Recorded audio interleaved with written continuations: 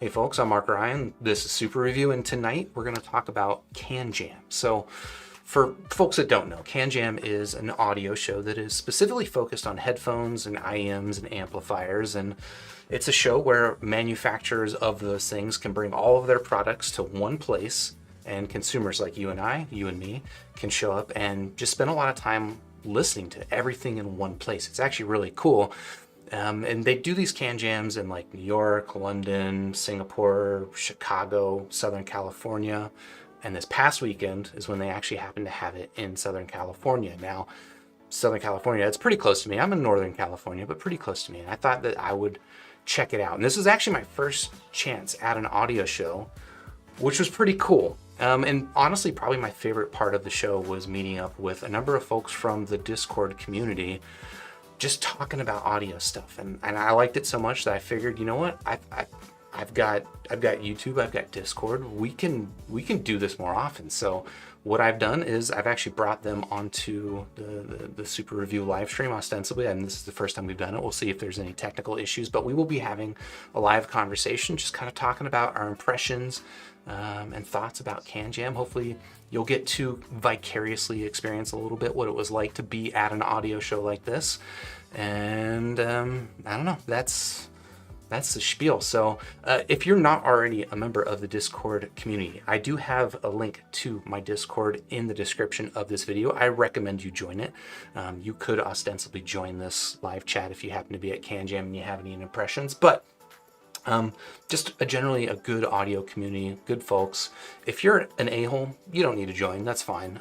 We got some good people and we want to keep it that way. But I did actually, maybe worth bringing up, I did recently introduce, that's the word I'm looking for.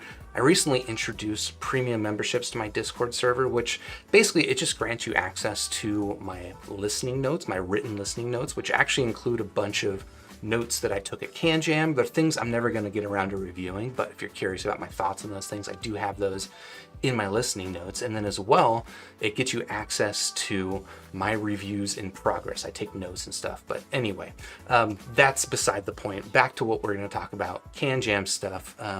Let me real quickly pull in the crew and go over here. You've got a little bubble over there. We know that now Discord is initiated. And I thought we could just start by, going around the room and having people introduce themselves, talk maybe a little bit about their background in audio, how long you've been in the hobby, what you're mostly into. And then we'll get into some specific topics about the show. So I'm just going to go down top to bottom as I see in my chat. And Precog, you're first. I don't know if you want to say hello. Yeah, sure. Hey everyone, I am Precog.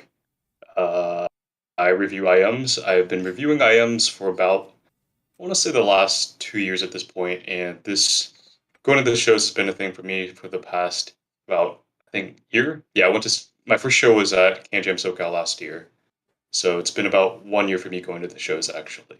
And you went to the Singapore CanJam earlier this year, right? Yeah, I did. I did. So I flew out to Singapore back in April of this year. But that was pretty cool. That was my first solo trip out of the country, actually. So Cool. yeah, Very cool. Yeah, we'll have to at some point talk to you about what's different between CanJam SoCal versus CanJam Singapore. But next up would be Scott. Scott, you want to say hi?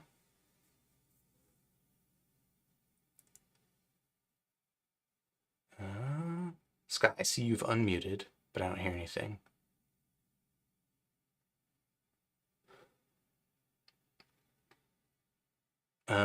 Let's move on to Scott. If you want to work on that, we'll come back. But if you want to move on to Juan, how's it going? I'm doing all right. So I'm Juan from Arabus Acoustics, and I've been into audio for probably a few years now, since like 2017. And then it was mostly this man here who really got me into like IEMs and stuff. So that's fun. And then last year's CanJam SoCal was my first CanJam, so it's pretty neat. Okay. And Cool. I make headphones, so yeah. Yep. Juan makes headphones. If you have heard of the Juan phone, this is the one and only Juan who makes the Juan phone. The Juan from the phone. Yeah, which is actually called the Everest. You feel free to plug it. That's fine. I think I'll keep that to a minimum. All right, cool. But yeah, then next would be CM Rock. What's up? Hey, yeah, my name's Chris. I usually go by CM or Chris, doesn't matter. Yeah, I've been into audio for, geez, about 4.5 years. My first set of headphones were the Sennheiser HD 598, and I ended up breaking them. Funny enough, I left them in a bag, and I thought they were indestructible. Learned otherwise. Um, and so that just started getting me into buying some relatively decent gear. Started watching certain YouTubers like yourself and Kryn, and basically just fill my head with as much as I can. I'm sorry for that. Yeah, me too. But thanks for joining. And Scott, I don't know, any luck on the microphone situation? Let's see. Are you There we able go. to hear me? Yep. There we go. Yeah, so I've been doing audio stuff for, God, like 15 years. But I really got into it once I graduated college and was able to, afford headphones and food at the same time. Yeah, this was actually my first CanJam, and it was tons of fun. Got to hear some stuff I've been looking forward to for a long time. Cool. Right on.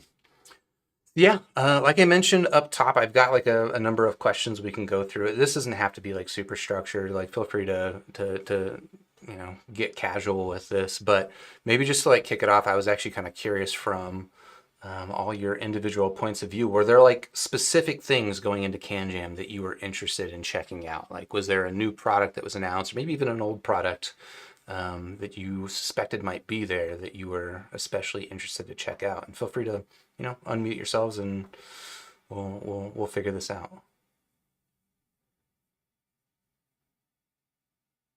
Yeah, so I was actually really interested in the Focal Utopia, and you and I got to try it kind of side by side, and yeah, it turns out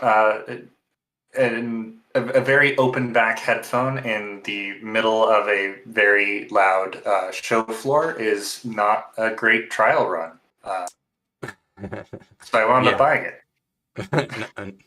Nice. So you got a taste enough that you're like, well, I need a better taste of that. So you went ahead and just casually bought a Utopia 2022. Exactly. When you don't have any dealers around you where you can go try stuff, headphones.com is your best friend. Nice. This is not a plug, or this is not a sponsored plug. That was completely organic, which is awesome. Cool. Yeah, that's just a fact when you have a 365-day return policy, which is nuts. Actually, I didn't ask. Where are you based out of, if you don't mind my asking? Yeah, I'm out in Denver, Colorado. Oh, okay. Gotcha. Mm-hmm. Lots of good speaker stuff, but nothing for HeadPhi. Yeah. Honestly, it's rough out here, even in the Bay Area. Before I met Mark, I was basically I'd go out, I'd drive for hours sometimes to meet up with random people, but it's just very difficult getting access to gear in particular, which is honestly why I think these events are so great for those of us based just in the US in general. Yeah, definitely. Oh, absolutely. I mean, I'm in Southern California, so I literally fell out of bed and was at CanJam, and lucky you. yeah, very much so. Didn't have to pay for parking either.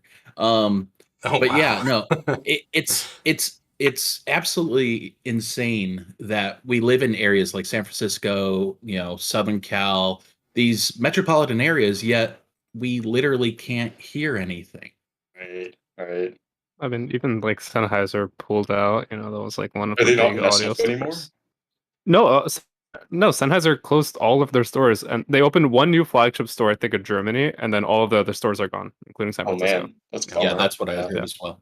Yeah, so it's all gone. Wow. There's one place in SF where you can demo headphones, but it's a pretty small shop, and they mostly do speakers. Is it Vision Audio, or is it which one?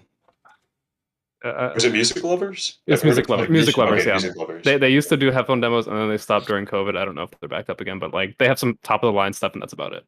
Yeah, I went by during COVID actually, and they basically told me they sold off all their demo units. So Oh, okay. Well, then there's that, I guess. Yeah, anyways, there's we a should get place. back on topic though. No, Yeah, there's a well, place go ahead. in Beverly Hills Mm. that is still around. And I had made the mistake of going there once, and I thought I was, dressed very well, but I very much got the pretty woman feel. Like if you're here and you don't have, gold bars with you, you should leave. Right. That's always a bit disparaging, in my opinion. Yeah.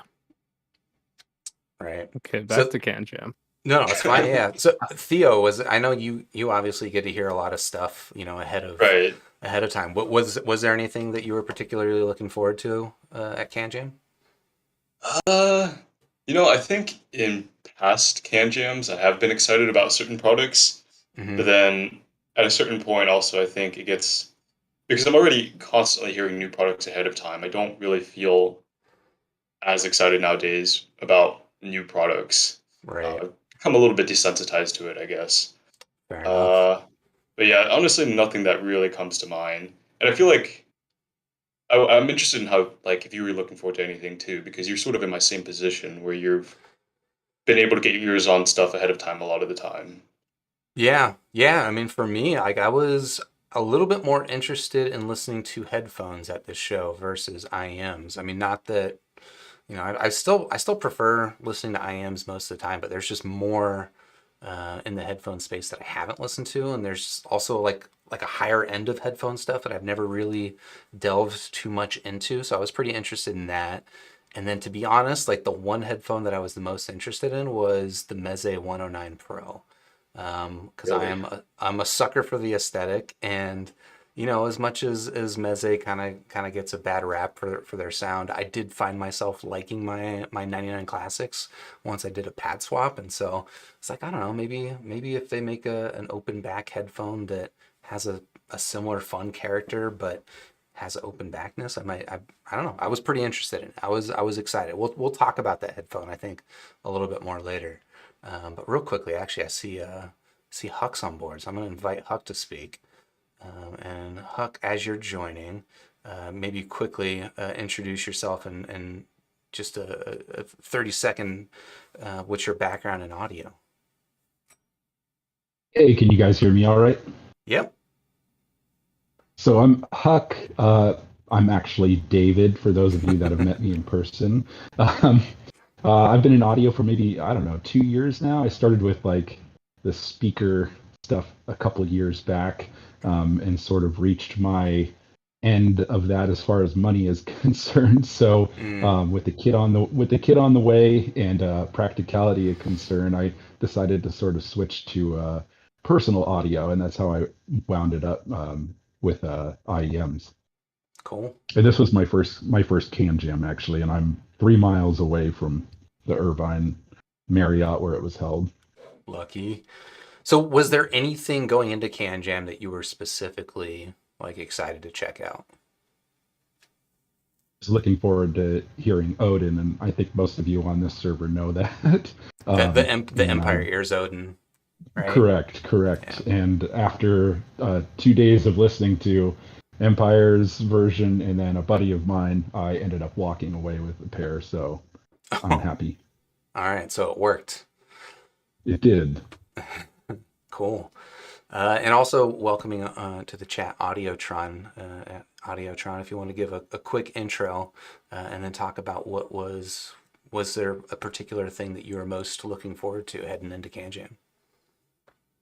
Sure. Yeah. No, I've been, lifelong, probably like a lot of you, lifelong music fan, but really taking audio more seriously about, sometime middle of 2020 when I saw a friend tweeted about having like his Spotify, and he also had a Tidal account, and I was like, oh yeah, Tidal exists. I should probably look into that. I had completely forgotten that there was another tier of audio quality out there, because at the time Apple Music had not gone lossless.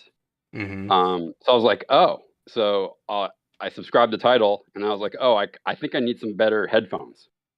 So I went down the rabbit hole and ended up with that sales funnel of either the 6XX or the Sundara, and I just went for the Sundara, and been pretty much hooked ever since. And as it relates to CanJam, I was interested in seeing what Jerry Harvey was all about because I'm kind of honing in on the custom IM. Mm-hmm. And I also attended his seminar, which was pretty interesting.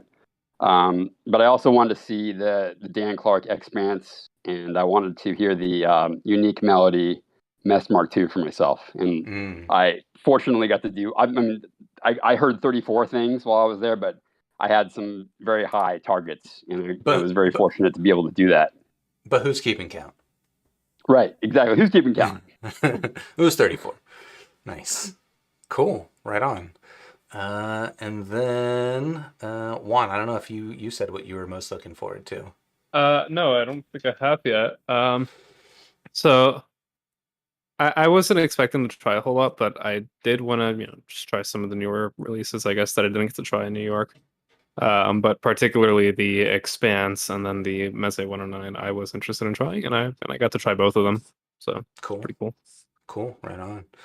And Chris, anything in particular that you were curious to check out before heading in? Yeah. Since my buddy who had basically unlimited income to spend on audio moved to Utah, I haven't been able to try a lot of things. And one of the very first things he had let me try was the 64 Audio U12T. And that was about a year and a half ago, and I could not remember it. And so, yeah, I really wanted to just stop over there and give it a listen and compare it to the new IE600s I picked up, and definitely some difference. Cool. I was kind of curious, so when I was heading into CanJam, like I mentioned, I was interested in the Meze, but I was interested in other stuff too. I figured I was going to be listening to a bunch of things back to back to back, and I wanted to, ostensibly compare them. So heading into it, and I think, Huck, you mentioned you were doing a similar thing. I put together like a playlist of tracks that I wanted to listen to for comparisons. And I don't know, maybe this isn't interesting for other people, but it's interesting for me. I was just kind of curious, did anyone else use the same 2 or 3 songs for demoing, and what were those songs? I don't know, Theo, is that how you do that kind of comparison? Yeah, I would say so. I generally have 5 or 6 tracks that I go through, but I'm not 100% consistent with that. I will say that I do have an IM that I generally carry with me as well, that I can sort of default to sort of palate cleanse my ears. Right. And that's the Moondrop Variations. That I think is just it has a very distinctive sound signature where I can very easily compare it to other IMs to sort of assess for frequency response and sort of peaks and dips relative to the variations. Right. Okay, cool. That makes a lot of sense. Scott, do you have go-to playlists for demos? I do. I actually have a set of 10 songs where I will pick different parts of it and kind of try that on as many things as I can. It was a little difficult to do it on the show floor because I stupidly forgot my DAP at home. Oh no. And so I had to do it all from my phone, which was interesting. But yeah, no, it's my top ones are Hello by Adele, and then City Burns by Andre Day, Bubbles by Yoshi Horikawa, and Him by Sam Smith. Okay, cool. I know 2 of those songs. You'll have to link me to the other ones after this. Yeah. Cool. Juan, or do you have any go-to listening tracks?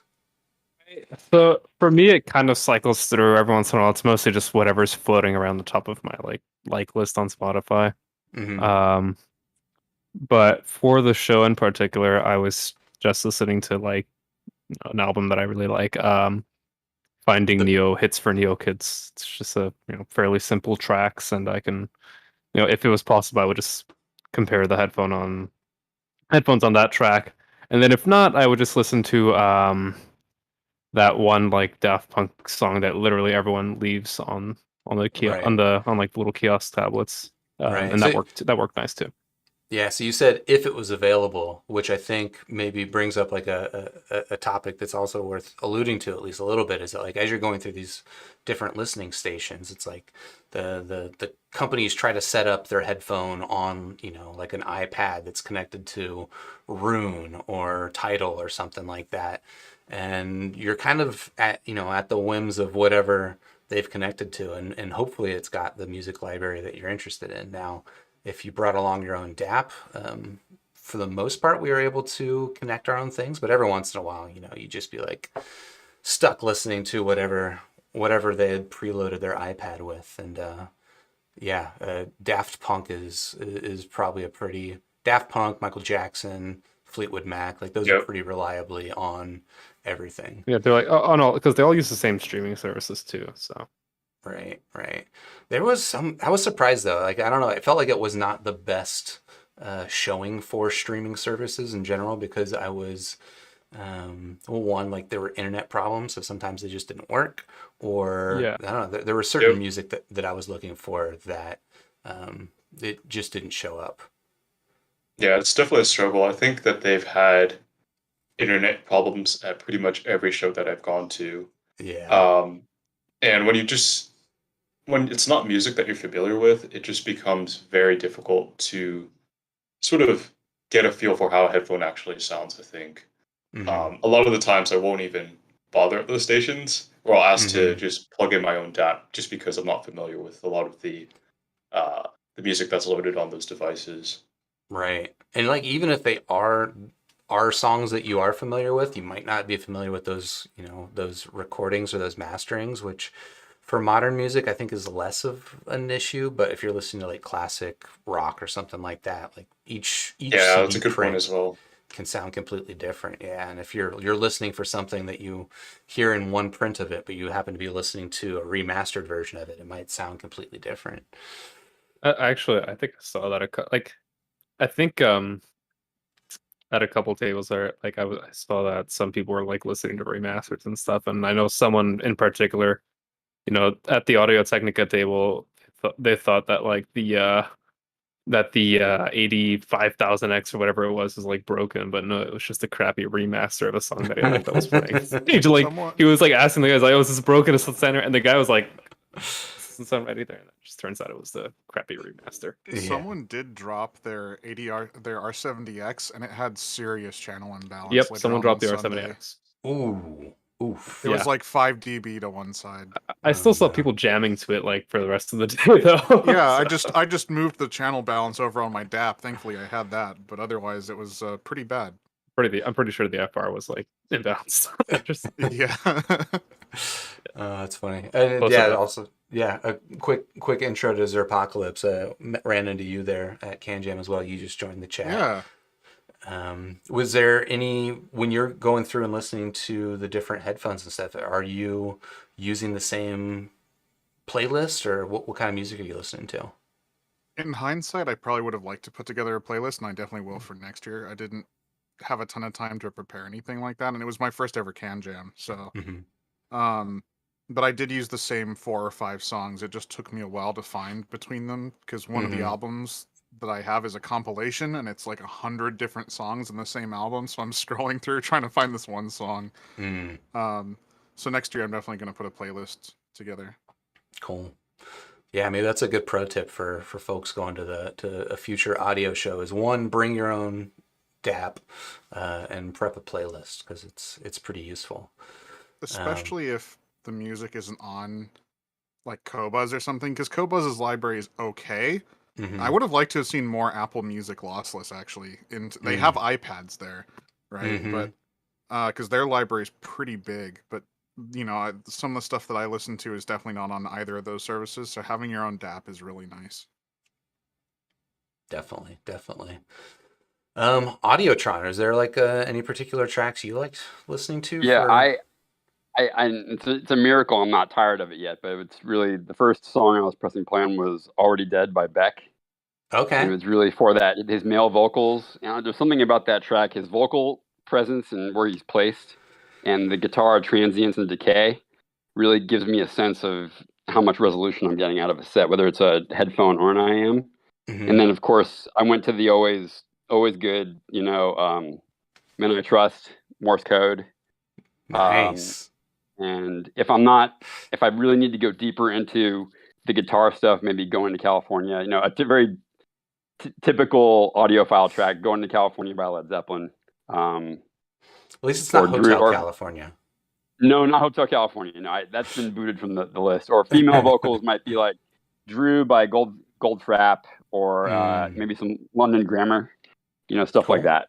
Right on. But going back to what somebody else said about the Wi-Fi, my first experience with the Dan Clark Audio Expanse, I was in the Dan Clark room, and the Wi-Fi was literally cutting out. It was a disaster in that particular room at that particular time. So I had to walk down the hall to the DCS Lena room, which was much quieter, and they had the Expanse in that room, and I was able to get like a much better demo experience. And having your own DAP at some of those tables, like sometimes people were ready for you to plug your DAP in, like, oh yeah, you have your player, great, here you go. But other times it was like you were worried about breaking their system, and their system was like, if you unplugged anything, then like they would have to like reboot something to like make it work again. But right, and at a lot of these booths too, they weren't just like the headphone companies. So you might go to a booth that's like a bunch of amplifiers, and like they have the headphones I want to listen to, but I feel a little bit bad about disconnecting the headphone from their amplifier to plug it into my DAP to listen to. Yes, exactly. It was, if you've never encountered Roon before, so that was my first introduction to Roon, which seems like really, really cool software, but it was like a little bit of a learning curve in trying to like move around to different tracks when I couldn't play my own. Right. Yeah. Well, and then of course Roon came out with a massive update. I think it was either the day or two after CanJam, which would have allowed you to actually stream from your own Roon server. Oh. That would have been super helpful. Yeah. Cool. I don't know, Huck, you didn't get a chance. What were your go-to tracks? I know you were putting together a playlist. Yeah, so I picked up that M11 Plus DAP. I mean, almost specifically for this event. At least that's how I justified the cost of it. But yeah, I put together a playlist. I think it was about 20 songs or so, because I didn't know, like, am I gonna get bored of the same 3 or 4 songs after a while? I'm kind of glad I had some more, but some overall like ones I used were like Toto's Rosanna, Donald Fagen's IGY, and then I have ones that are more like, I guess, purpose built. Whether it's like bass response, mid bass, male and female vocals. But yeah, I mean, it was helpful. I did take a break from this playlist a bit though after that weekend. Fair enough. Yeah. I've definitely heard my songs a lot this weekend, and probably I'm still going to continue hearing them a lot because I use them for testing a lot of stuff. Chris, I don't know if you got a chance. Yeah, so I basically do something very similar to everyone else. I don't own a DAP, so I just force download the lossless versions through Apple Music. Really quickly, I would say, Headroom again for Break for Lovers. It's a great way to find out if the treble is a bit spicy or not, and so that's an easy one. Metallica, Master of Puppets, and Ride the Lightning are 2 really great tracks. Which album are those ones from? So Ride the Lightning is on Ride the Lightning, and Master of Puppets is on Master of Puppets. Oh, okay. I probably should have guessed that. Fight Fire with Fire is also a really good one, but I only used it once. But yeah, I would say I also went Daft Punk, but different than everyone else. I ended up listening to a couple tracks off the Tron OST. That was good. And I actually have the best version you can get off Apple, but I also had a friend of mine, because I bought there was that special edition, 2 LP set, that had like color discs, and he ended up doing a very, very high bitrate rip from it. And the big difference is on the track Fall, the mastering has it clipped. And on the vinyl, it's not clipped. And so that was a real interesting piece to play on certain pieces or certain devices like the U12T and the HD 800S. Cool. Right on. You know what's funny about the 64 audio U12T is I came away. That was the second to last IEM I listened to, because I also know that 64 does universals and customs, and I'd heard through the Discord and different forums of the U12T is something to listen to. And when I listened to it through Apple's lossless, it sounded fantastic. But what I would do when I would sit down sometimes is I brought because my FiO M11 Plus doesn't do Dolby Atmos, I brought my phone and my hip DAC, which does do Dolby Atmos, and I ran Atmos through the U12T, which is somewhat configured for Spatial already, and it was almost like too much. It brought the vocals way too forward. It made it very shouty, and I was like, oh my God. I went a set that went from being pretty amazing and almost on the buy list to like, well, it can't handle Atmos. So I might have to skip it. And this was I'm glad I remembered to audition some of these things on both two-channel and not two-channel, but both like the standard lossless and the Spatial. Cool. Yeah, it's interesting because I definitely don't like Atmos, but I haven't given it that much of a chance. So it's interesting that I guess you enjoy it enough that like you would make purchase decisions based on how well something does with it. Well, when Atmos first came out, I was of the same mind, but then I gave it some time because I listened to a podcast with Hans Zimmer, and he put some of his Dune tracks through the first run of Atmos. And in his words, he said it sounded awful, and they had to go back to I made that safe for YouTube, but like he used more colorful language to describe what it sounded like. But they went back to the drawing board and finally got the spatial algorithm right. So I was like, okay, I'm going to give it some time, and I'll look around. And I actually did find some better mixes, and now I'm kind of you could say I'm a Spatial shill, or it's now a part of my listening routine. And I want to make sure my sets can handle both. Cool.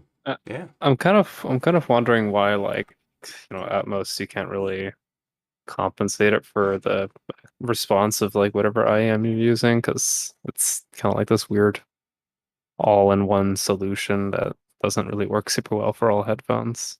Right. I mean, so the reason it doesn't work super well for all headphones is because it is Spatial. Well, yeah, because you need headphones, if it doesn't know where they're positioned, then it doesn't really know how to compute what the audio should be. So, like, it makes sense for a pair of like hardwired earphones that it's just not going to work that well because it doesn't know where they are. Well, yeah, because the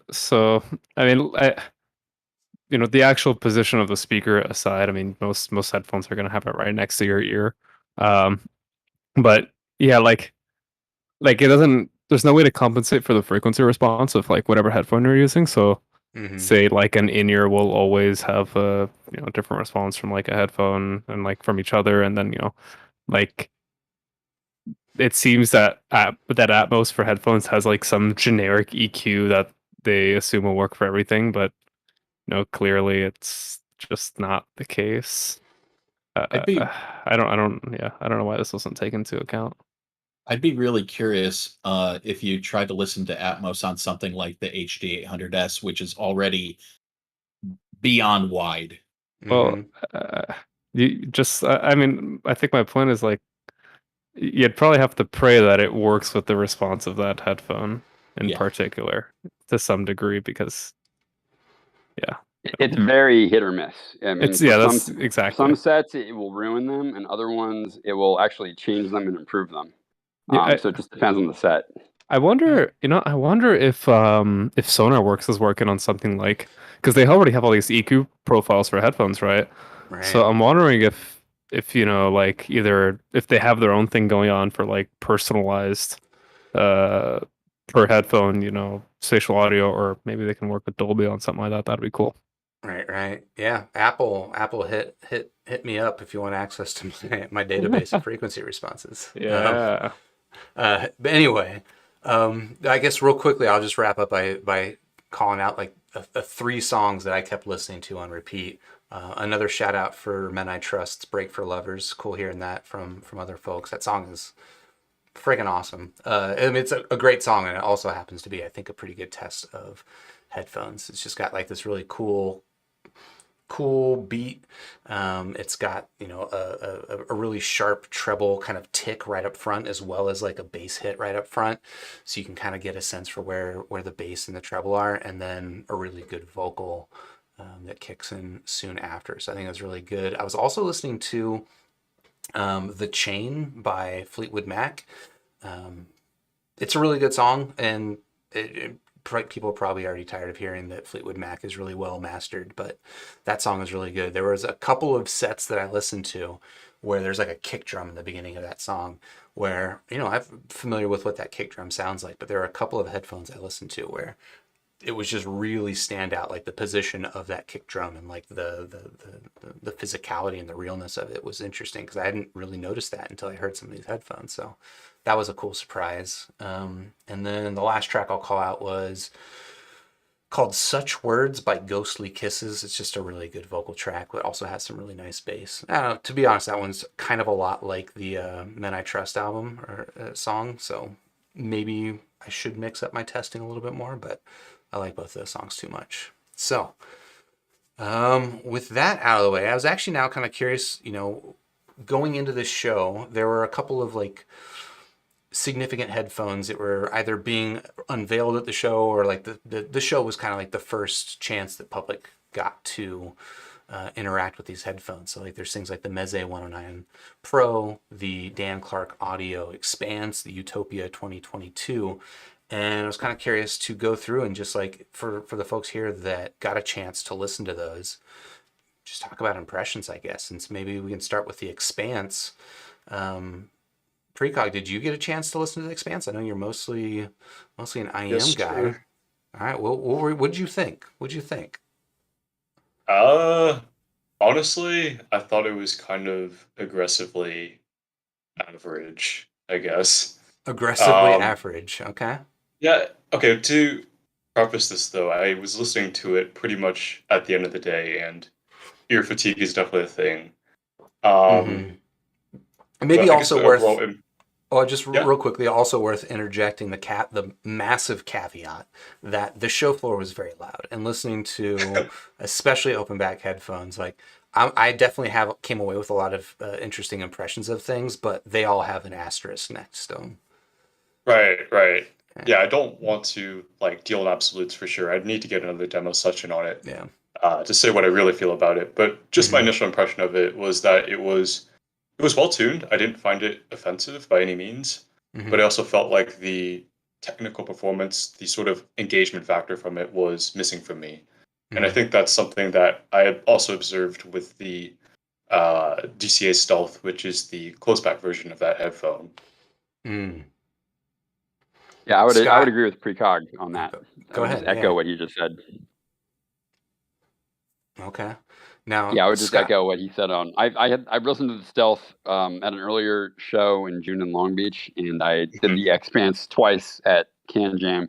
And although I fell in love with, I mean, I love the Expanse's industrial design, and I think the Stealth is Mhm. a very handsome headphone Right, too. I love the designs of them. Yeah. It's just the sound sometimes it's not quite my thing. Well, I At think you least that's nailed been it. my It was experience it so was far. lacking engagement or like that certain energy when you put a headphone on. Like you either connect with the energy or you don't. Mhm.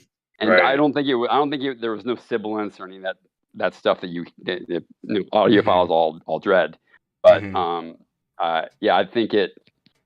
But again, the room being at what it was, all the background atmosphere noise, like you really need another session to really Yeah, for issue a sure. final judgment. Right.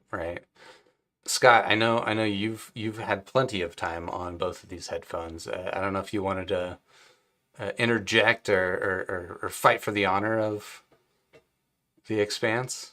I mean, everyone's ears are different, so it doesn't bother me what other people think. But I absolutely love both of those headphones. I love the Stealth so much that as soon as the Expanse was announced, I bought that.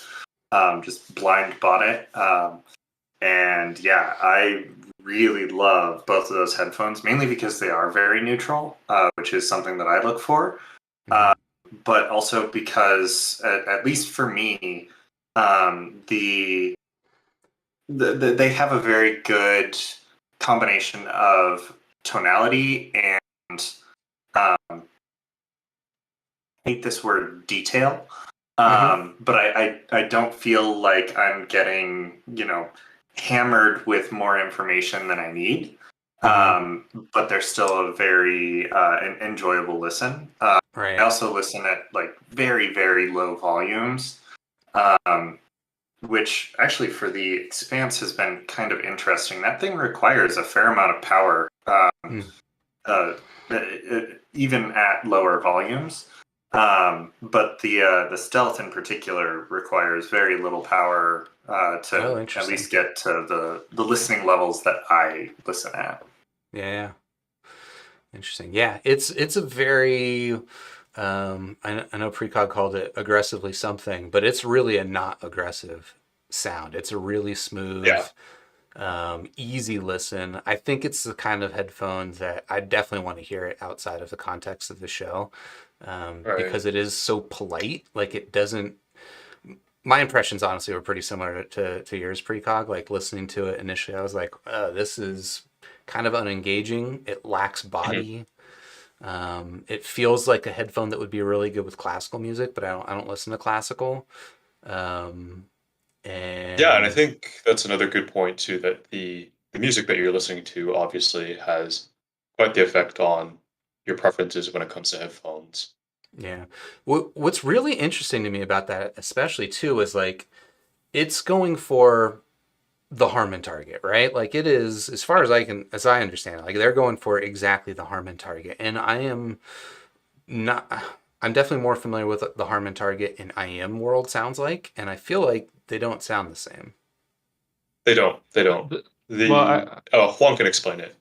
Sorry, like sound in what respect? Well, I expected it to be, bassy. Like all the Harman IMs I hear, I have really elevated bass. Yeah. Yeah, this is exactly what I wanted to get into. So if your, I guess, reference for Harman in an over-ear headphone is a DCA Expanse, yeah, that's not what Harman sounds like. So well, that was the other interesting thing, right? Because the AKG K371 ostensibly also goes for the Harman target, and I feel like they sound like completely different headphones. Yes. Well, does like the 371 have more body to you? Yeah. Oh yeah, it's much more. Okay. So yeah, this is like I'm gonna give my little review of this headphone right now, but all right, this is why I'm really torn about it. So above 1 kilohertz, it's a treble range and whatnot. I think it's actually really quite brilliant. I gave my respects to Dan Clark there. The the treble is everything just sounds correct, well extended. Like cymbals for me are probably the most like accurate sounding I've ever heard on any headphone, and higher notes like that. But then below 1 kilohertz is where I have a problem. So although the DCA Expanse on a flat rig, such as like the Gross rig that ASR used to measure it, where you're going to have a pretty much near perfect seal, you can see right on the graph it has basically perfect harmony compliance. Plus, they actually added a few dB of mid bass around the 200 hertz region to give it to try and give it some more body. So it actually, it's more boosted than Harman and bass. However, and this is this is why you see the graphs and everyone's like, oh, well, this is the greatest invention in headphone history. However, there's a fun little thing called acoustic impedance, and that leads to this other really fun thing, which is basically leakage tolerance. So what happens is that the type of driver that they use, to my understanding, is rather stiff and has a rather high frequency where it's like where it likes to be at. All right. compared to most headphones. So to compensate, and this causes quite low amounts of bass in leaky conditions. So they have to seal up the headphone with those sealed pads to get proper bass extension. And that works if you have a great seal and if you're bald. But if you're not bald and if you're a person with a ton of hair like me, well, that bit of leakage from that hair you've got is going to cause a huge roll off at around 800 or so hertz. And so you're getting a ton less bass than what the graph would suggest, thus making it not exactly Harman. So yeah, it's interesting. And this is an issue on like most sealed, like closed type headphones as well that aren't compensated electrically. Right. Yeah, it's interesting. Curious. Sorry, I'm curious that you say that because it's an open back, and I've generally not had any issues with seal reducing bass on open backs, but maybe that's just me. No. You're right. Most open back headphones have pretty great leakage tolerance because they typically vent the front volume, and the front volume is what's important here because that's what's coupling to your ear and what's giving you bass. So most open backs, with their velour pads and their baffle vents and everything like that, including mine, will have unlike a normal human head versus a sealed measurement rig, the bass response will, if you measure like a human with like a mic stuck in their ears, the bass response would actually be pretty similar. They would usually be between 2 or 3 dB of each other, right? Depending on the type of open back headphone. However, the DCA Stealth, despite being open on the rear, is actually pretty much completely sealed on the front side, right? And that volatile front seal, because of its dependence on it, is what causes that like 10, 15 dB roll off versus a sealed rig, because it's not acting like most of their open headphones, which don't really, they're open on the back, so they have enough power to not need that perfect seal oftentimes, right? Interesting. In this case, they're not doing that. So, and actually, this is kind of why I feel that it shouldn't have really needed to exist over the Stealth, because the Stealth, it's understandable. It's a sealed close headphone, and pretty much all of them have that issue, or most of them to a degree. But the Expanse is still having the same closed back issue, or by having a closed front as well, because this is only an issue on closed front, closed back, or closed front headphones really. And it doesn't have all that much like ambient leakage either. It actually reduces quite a bit of noise for an open headphone, and so I just don't feel like it has a reason to exist. Wow. All right. But yeah, that was a little bit long, but yeah. Spicy thoughts. Did anyone else have any thoughts on the Expanse? Actually, I did, but I also wanted to say thank you, Juan. My baldness will actually come in handy. Your baldness will definitely come in handy. So I'm very happy about that. You are the prime audience for a DCA headphone. Enjoy. So that being said, and I promise I'm not a bass head, but I would agree. I think Precog put it really well, where it was just like the master of meh. And like, I would say the treble response, like Juan saying, it was very good, although at times a little difficult because of being on the show floor. But the bass was just not there, and I don't think it's a surprise to anyone who knows me. I like at least a little bit of V, and I just wasn't driven. I wasn't driven at all. That, to be honest, that feels compatible with my impressions. Again, like I would love to hear it in another environment and give it another shot, but Shave your head first. Yeah, I will shave my head first, or I'll lose my hair. Maximum fidelity. Yeah. One thing I did like about the Expanse, I listened to a lot of synthetic vocal music, otherwise known as Vocaloid. And I hadn't heard. Now, wait, real quickly, did you call it Did you call it synthetic vocal as like a euphemism? Is Vocaloid like? Vocaloid is okay. This it gets. I don't want to get too No. into the weeds because it's a long explanation. Vocaloid is the software that's used to create it. Okay. It's called Vocaloid music, but it is ostensibly synthetic vocals based on a real person's like training of the software, essentially. All right. Cool. So I hadn't listened to anything of that caliber before. I was really impressed by the treble response, how extended it was without being sibilant, really. Mhm. And I hadn't heard vocal texture on a track using Vocaloid singers before, and that was really interesting to me because normally, and it depends on how the producer tunes the Vocaloid singer, but I typically with other gear, you don't hear that as much, but it was very, very evident on the Expanse, and that was kind of an interesting experience. So, Zerpocalypse, are you saying that there should be a Miko X DCA collab? You know what? Yes. I'm not a huge fan of the dark blue color on the Expanse, but if it was Hatsune Miku Teal, I would be far more motivated to buy one, yes. By any chance, do you have the Miku aria? I do have the Miku aria. I was gonna buy listen that. to it, but I don't I have it I don't listen to it. It's an aria, Yeah. and unfortunately it's really laid back and it's not really my sound signature, but I have it. It looks pretty. Whenever I have like if I want to take a picture with a Miku figure somewhere, I'll have that like hanging nearby as an Easter egg. I was actually gonna buy one of those. I don't know if they're still available. I got mine after they quote unquote sold out, but I found an AliExpress seller that was selling them. So I don't know. If you want to, I'll see if I can find the listing if it's still up. No, I can't buy any more items. Super Review just got 200% more weeb. I appreciate it. Cool. All right. Well, I will say we are actually running a little bit long, and I got to take out the trash. So I'm going to skip some of the topics I was interested in talking about and just kind of go to the last thing.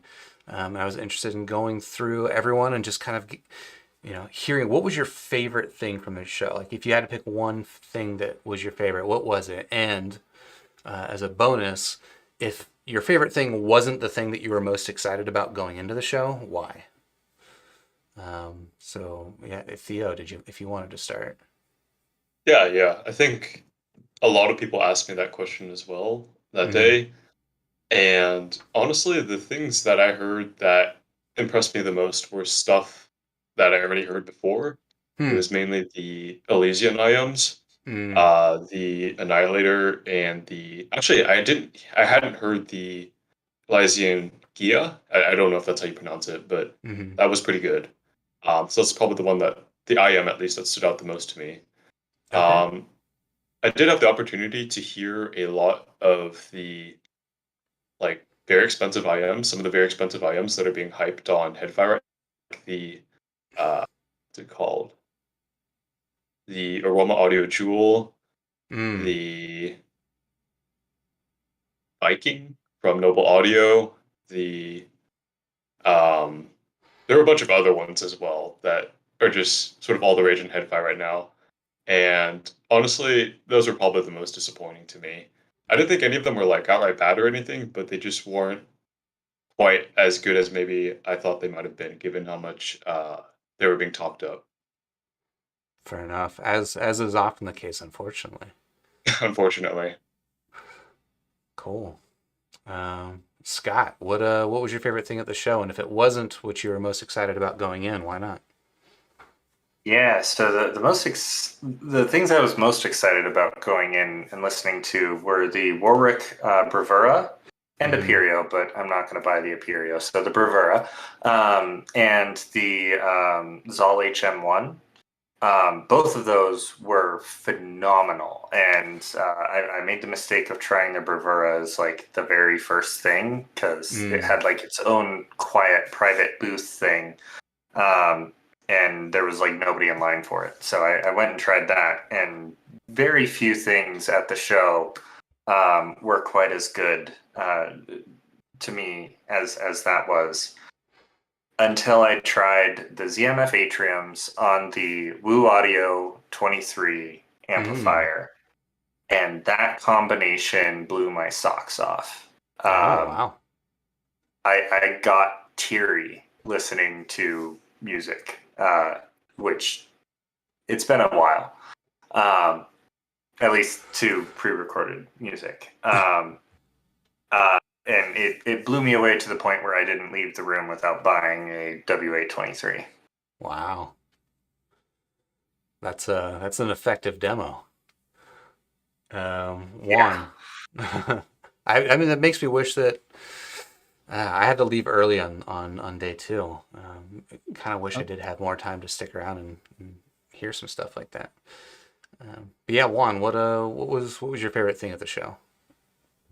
I think the coolest thing that I got to try, like throughout the entire thing, was actually right at the very end. I was meeting up with the guys from XMEMS Lab who work on MEMS micro speakers, and they handed me one of their I guess sort of sketchy prototype MEMS earphones with like a DSP applied, and yeah, that thing was impressive, like seriously impressive. Like, So is it IEM? yeah, it was an IEM just to demo their micro speakers, which are like super linear and whatnot. Okay. And yeah, it was like it just sounded spot on. It was really cool. Interesting. Agreed. They lent me one as well, and I was listening to that on the flight back, and it was really fun. Oh, they like just straight up gave you one?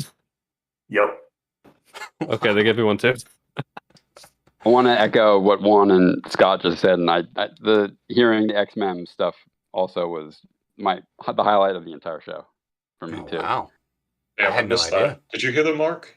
No, not at all. Yeah, their booth. Okay. I'll show you mine.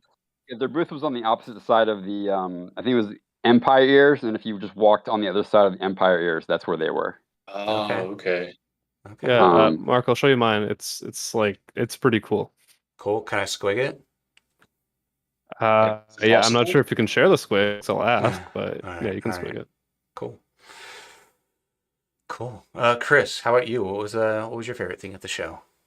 Well, I think I get bonus points, as you said before, because I went in and the main 2 things I wanted to listen to was the Empire's Ear Odin and the 6-4 Audio U12T. I just so happened to see that Ryan from Mod House was there, and he ended up bringing a pair of his updated T6, the T60 Argons. And sitting right next to them was a set of HD 800Ss that I hadn't had a chance to listen to. Unfortunately, it was. I think he's partnering with someone on a DAC amp combo, and so I was limited to whatever music they had. But they had The Chain by Fleetwood Mac, and I've listened to that song too many times. Hearing it on the HD 800S and then going back and forth with the T60 Argons, one makes me realize that the T60 Argons sound dark in comparison, but it was just most things would. Yeah, it was a completely unexpected experience, and my purchase in come January, February will end up being the HD 800S rather than the U12Ts. I'll have to wait a year for those. Wow, right on. We'll make a treble head out of you yet. Sorry. Did you get to try their new prototype planar, Mod House?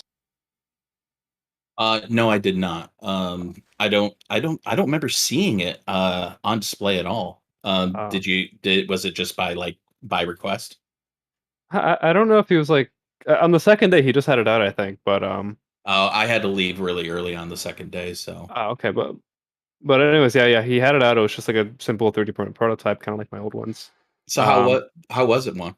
It's like a better T60 Argon mod. It's still doing that warm below 1K response, super smooth, but it was pleasant. I liked it. Nice. Would you say it was dark or a little on the darker side? Yeah, typical, Mod House response. Cool. Audiotron, what was your favorite thing? And if it wasn't what you expected going in, why not? Well, my overall favorite thing was that XMEMS solid state silicon driver. That was Mhm. just I didn't expect much out of it, and it's not even a case of like my expectations were low. I just didn't know what to expect, and I was like, what?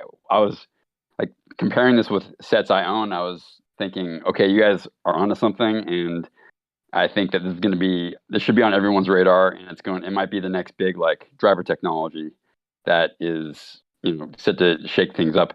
Now, things that I was excited about, but kind of disappointed, were I had never heard anything from Odyssey before CanJam, and Mhm. I tried and although I think the MM500 really nailed the kind of clamp I like on my over-ear headphones, I was not I didn't find it to be particularly engaging. And then I tried the LCDX, and I didn't particularly think that was really anything special. But Odyssey did, at the end of the day, I fell in love with the Odyssey Carbon, which I had never heard a electrostat before. I heard the Odyssey Carbon in the Woo Audio room, and I was like, okay, done. Done. Take me to audio heaven. I'm finished. My journey is. I know where I'm going. Basically, after I heard that set, so it was like bittersweet with Odyssey, and then the XMEM stuff was by far and away the highlight. Okay. Really quick audio. When you were listening to the Carbons, did you get any like noise from the actual body itself? I mean, the body of the headphone, like a creaking? Yeah. Not my set, no. But I did see that there were other. I think they had a Carbon setup at the Odyssey booth, and then I think there was maybe 2 others floating around. But in the Woo Audio room, I was fine. I didn't have any creaking. Me and Mark ended up trying that electrostat, and there was a little bit of creaking. But Mark, what was your experience with that one? Well, I picked it up and it was making a bunch of weird noises just as I was like handling it, and I wasn't sure if something was broken. So I alerted the guy that was working at the booth, and he just said casually, "Oh, I think it's just farting." And I was like, "Oh, okay." That's an audio term. Yeah. It's an audio term, yes. The guys at the Odyssey booth were really great. Actually, they were great to talk to. Yeah, Absolutely. Yeah. But yeah, audio if you haven't used electrostats before, they are a little bit different and a little bit sensitive to like the air pressure, being compressed within the ear pads while they are against each other or against my head. They make a weird noise. Apparently, it's called farting. Right, and very picky with their amplifiers. They need a very specific kind of amplifier to work. Mm-hmm. Oh, and cables too. Cable length affects the capacitance enough to change the FR. They're so needy. Yeah. Did you get a chance to try the Bravura Audiotron? I did, and I loved it. I would just say that the Bravura had a like analog crackle, and maybe it was something in the environment in that room. Maybe it was the guy I was sharing the booth with. But there was a little bit of like it was pleasant in analog crackle, but I would say the Carbon edged it out. Huh. Interesting, because I felt the opposite. Very interesting. But they're like I said, they're sensitive, and maybe there was something in that booth and the people standing around. There could have been something going on there, but it was very pleasant and very detailed, and I think a little bit more forward. I noticed that maybe the mids were a little bit more forward on the Bravura, but still very good. I wouldn't give it any like knocks. So, Audiotron, that booth, are you talking about the booth that was on the show floor? Yeah, the Warwick. Yeah, that's. Yeah. I wanted to go in there, but pandemic wise, going into a sealed place with another person, I don't know. Ooh, yeah. Yeah. Well, it was that, and also waiting in line. But I want to commend them for at least thinking about trying to isolate some of that noise, because there was quite a bit of background chatter. Yeah, for sure. In the room. For sure. Huck, what was your favorite thing at the show? Yeah, so I think my impressions are fairly similar to like what Precog shared, where I mean Saturday for me was a marathon of like all the big money, what's the main things that you see on HeadPhi right now, and I too was disappointed with like I guess a vast majority. Now Odin lived up to the high expectations I had from it, but I wouldn't call that a surprise. But I did stumble on that Elysian Effect collaboration, Gaia, whatever it's called. And I fell in love with that one more than anything else. Like I knew immediately that I wanted to buy that one. So I've been singing its praises since. So that was definitely the biggest surprise for me. Even more, I mean, I heard Annihilator for the first time, and while there's definitely that treble air and technicality, I would take Gaia over that. I liked it that much. Wow. What's the difference between them, like tonally?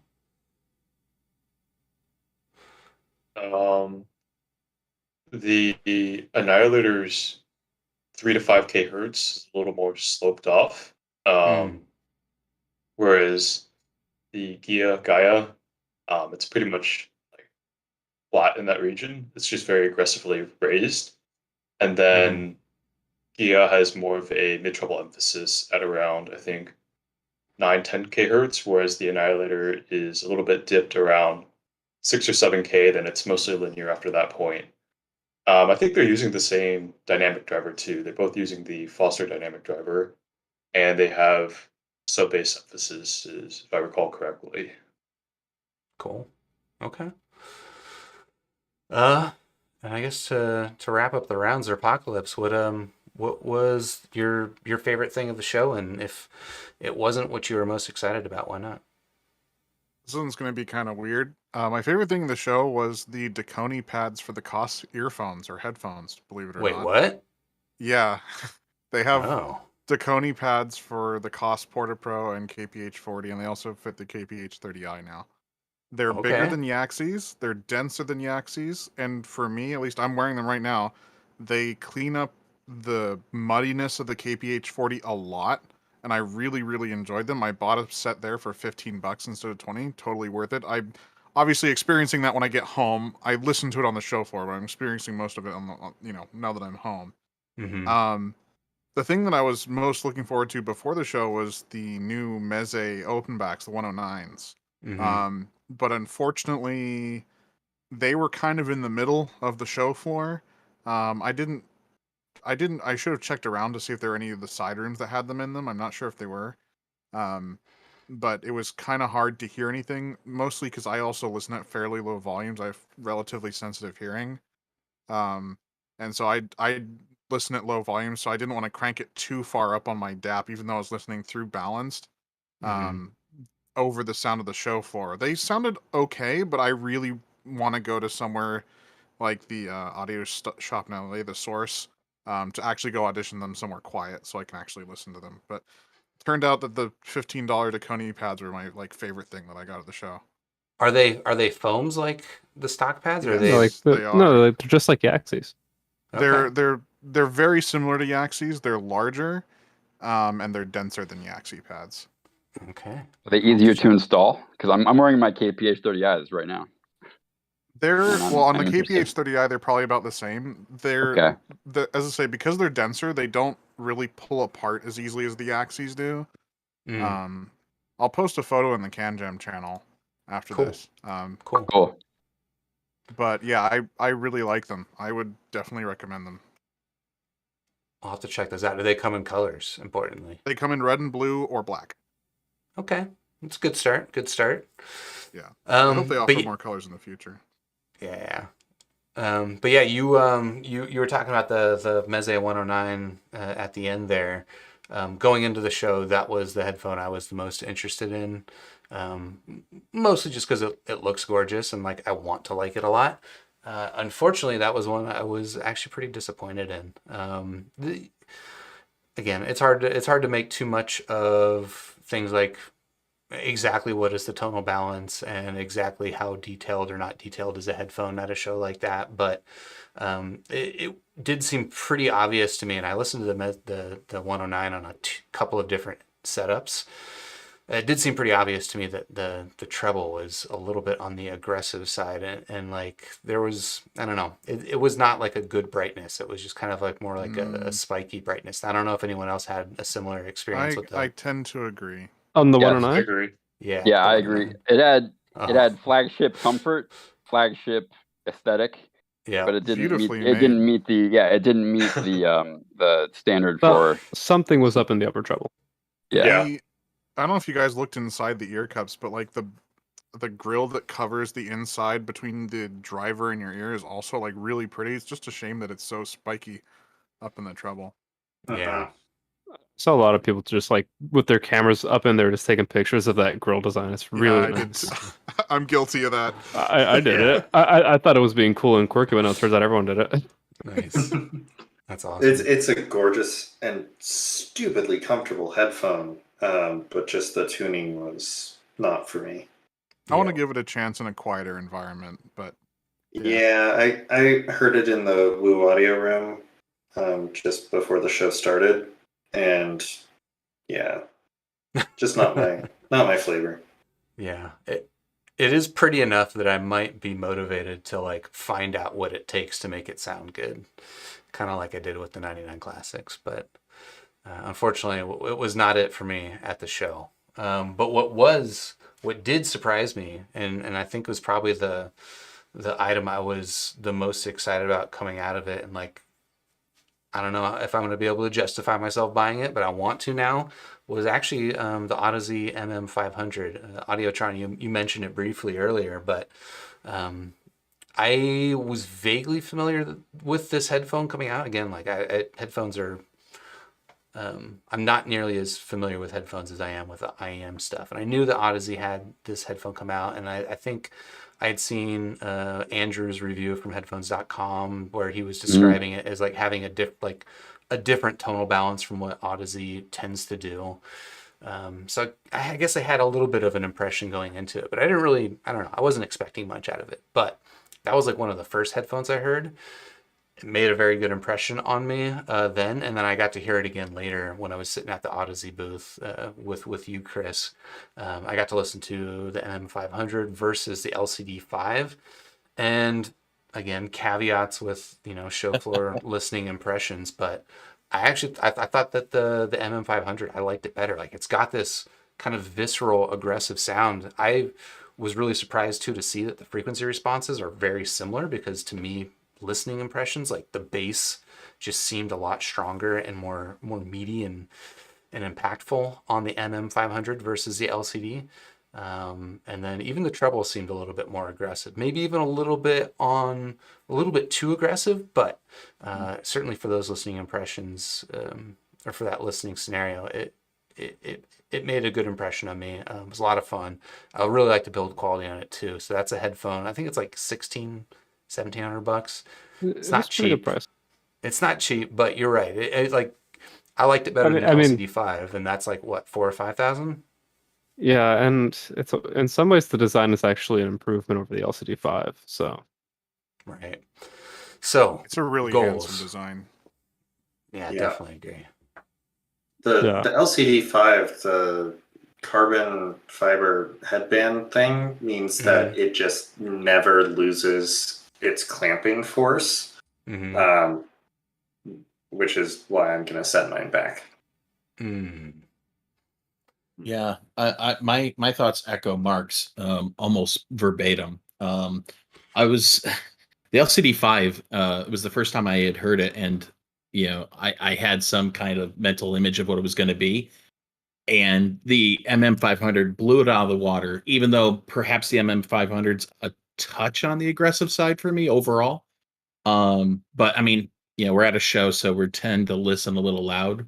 I'd love to hear it outside of the show, but the LCD5 really was just kind of lackluster in comparison. So, yeah, and it's actually kind of interesting because the two headphones, like, aside from the pads, they're actually quite similar. But when I was talking to Sankar about this, the main reason for the MM500's sort of existence, I guess, is to provide a better seal on the pads. So you notice that there's a lot more surface area rather than that thin like bowl that was on the LCD5.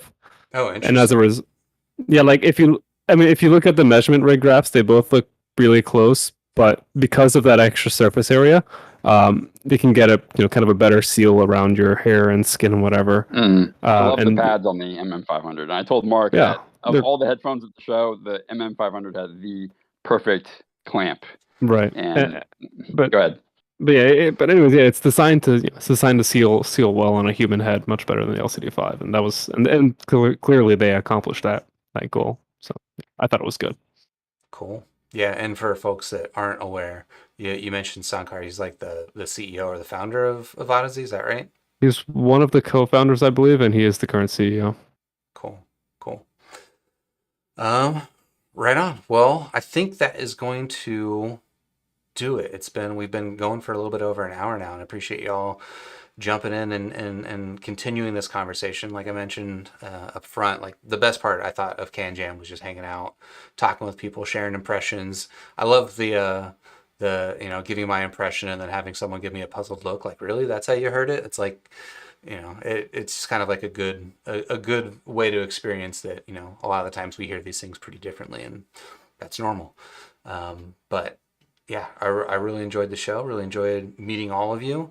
And hopefully the folks on YouTube enjoyed this conversation. If you haven't already, please hit the like button, subscribe to the channel, ding the YouTube bell, etc., and join the Discord server if you want to be part of maybe a future conversation that we do live like this on Discord. I want to be doing more of these, so join now, and I guess I will catch you on the next super review. Cheers. What can